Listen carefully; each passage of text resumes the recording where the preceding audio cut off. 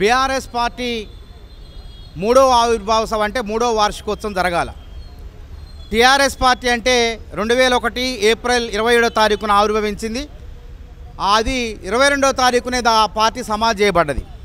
అంటే ఈ సభ రజతోత్సవ సభ ఎవరికి అసలు ఏ పార్టీకి? బీఆర్ఎస్ పార్టీకి అర్హత లేదు. బీఆర్ఎస్ పార్టీకి 3 ఏళ్లే వార్షికోత్సవం జరుగుతుంది, కానీ రజతోత్సవం ఎట్లయితుంది? కాబట్టి టీఆర్ఎస్ పార్టీకి రజతోత్సవం జరపాలంటే అది 22 ఏళ్లకే చంపేశారు ఆ పార్టీని. 22 ఏళ్ళకి చంపేసినటువంటి టీఆర్ఎస్ పార్టీకి రజతోత్సవాలు ఎట్లయితే? అసలు పేరే మార్చేశారు. ఆ ఉనికినే, తెలంగాణ ఉద్యమ ఆకాంక్షలనే ఉనికినే చంపేశారు.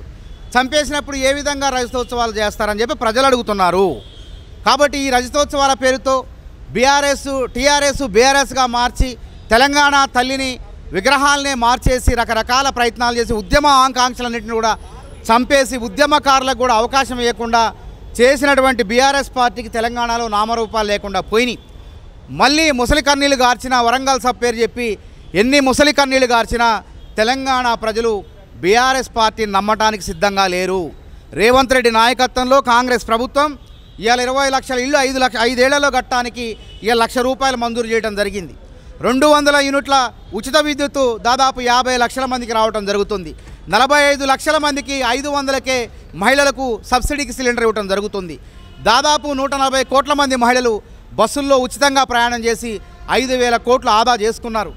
అదేవిధంగా 54,74,000 మందికి రైతు భరోసా పేరుతో, వాళ్ళది రైతు బంధు అయితే మాది రైతు భరోసా పేరుతో సహాయం అందింది.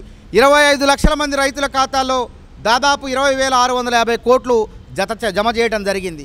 10 లక్షల రూపాయల ఆరోగ్యశ్రీ ఇవ్వటం జరిగింది. ఎన్నడూ లేని విధంగా యువతకు లీకులు లేకుండా పారదర్శకంగా వేగవంతంగా 60,000 ఉద్యోగాలను భర్తీ చేయడం జరిగింది. అదేవిధంగా నిరుద్యోగుల చిరకాల వాంఛైనటువంటి జాబ్ క్యాలెండర్ కాంగ్రెస్ ప్రభుత్వం రేవంత్ రెడ్డి సర్కార్ ఇవ్వటం జరిగింది. రేపో మాపో వర్గీకరణ కూడా అయిపోయింది. రేపో మాపో 55,000 ఉద్యోగాలు భర్తీ చేయడం జరుగుతుంది. యంగ్ ఇండియా స్కిల్ యూనివర్సిటీని పెట్టిన గతంలో ఎవరికీ సోయి రాలే.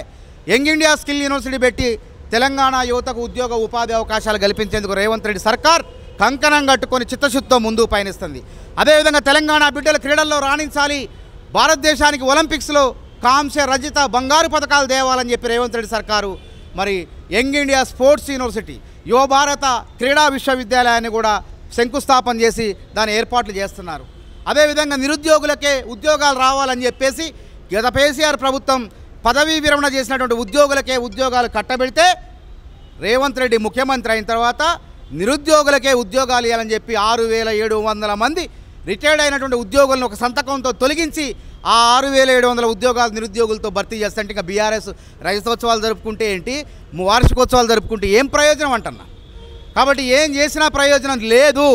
వాళ్ళ ప్రజల్ని మభ్యపెట్టడానికి, ప్రజల్ని మళ్ళీ ఒకసారి మోసం చేయడానికి వస్తున్నారు. కాబట్టి వాళ్ళు రజతోత్సవాలు పెట్టినా తెలంగాణలో ప్రజలు వాళ్ళని ఎవ్వరు కూడా నమ్మటానికి సిద్ధంగా లేరు. Subscribe us and press the bell icon for more interesting updates.